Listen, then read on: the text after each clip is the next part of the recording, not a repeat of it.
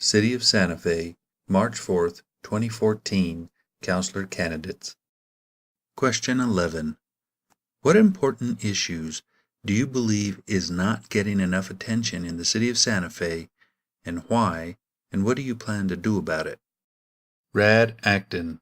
I believe that not enough attention is being paid to the strengths of this diverse, spirited, creative, culturally rich, and hardworking community of ours.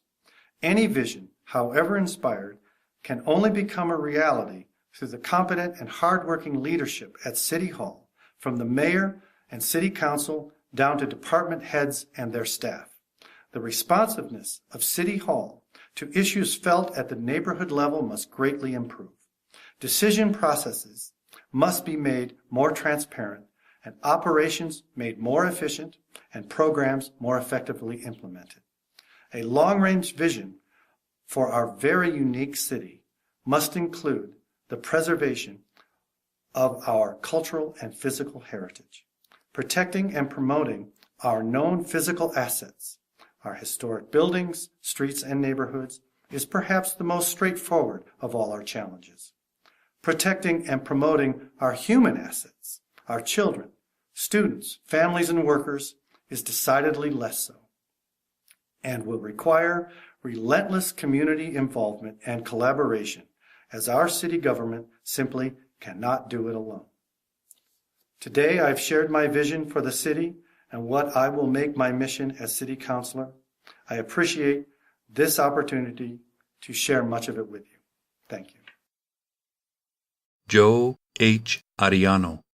Education is not getting enough attention here in Santa Fe. We look at our education, our graduation rate, and our education, as a very low standard in the city of Santa Fe and the state of New Mexico, and maybe nationally. We need to address that. We need to address the homeless population and make sure that we have things that we can do for, in the future for them to make it a better place for all of us to live here in Santa Fe. Mary Louise Bonney. What I'm always surprised about in the numbers that I hear is the lack of use of solar energy. PNM is only using 1% solar energy right now. The city actually uses 20% on the municipal buildings, which I think is great. I was surprised to see that the governor vetoed the use of solar panels on municipal parking garages. So, we can be a leader in solar energy, but we are not doing enough, and we have abundant resources. So there's no reason that we should be getting our sun from Arizona and our wind from Texas when we have all of that right here, and we can develop jobs with this. It's a challenge we can meet, and within that challenge is a lot of job opportunities that we're not making the most of right now. Jeff E. Green. The issues that are not getting enough attention are youth issues and environmental issues. Young people in the city are having a very challenging time. We are not being catered to by the city as a whole. Young people often come to Santa Fe or stay for a couple of years and leave, or if they grew up in Santa Fe, they leave for college and often never come back.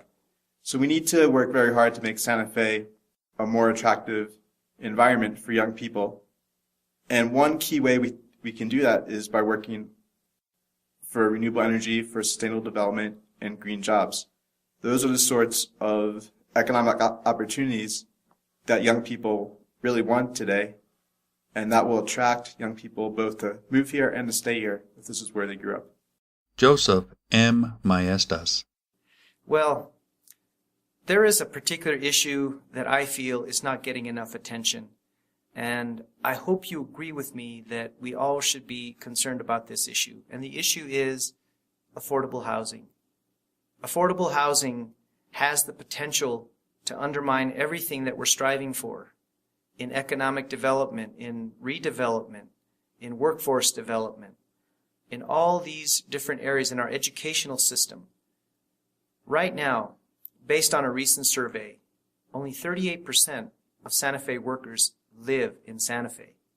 That's down from just over 50% about 10 years ago. That's alarming. That's alarming. And the survey also revealed that about 75% of those that have relocated outside of the city because housing was too expensive. So I pledge to continue working with all of the nonprofit, the for-profit, and government sectors to make sure that we have adequate, affordable housing for our people. And it's not just people that have succeeded and realize home ownership. We have renters that can't buy a single family home. We need to make sure that we provide those support services to our renters as well, and that we have an adequate inventory of rental properties. So I strongly believe that affordable housing needs to continue to be addressed, and we need to work with all our partners to make sure that there's adequate housing. And we want to make sure that our citizens are not cost burdened, that they're not paying more than 30% of their gross income on housing. And we have many, many citizens that are cost burdened in our city, and that's unacceptable. So I pledge to continue working very hard on this issue that I feel is very, very important. Thank you. This is the end of question 11 for participating counselor candidates.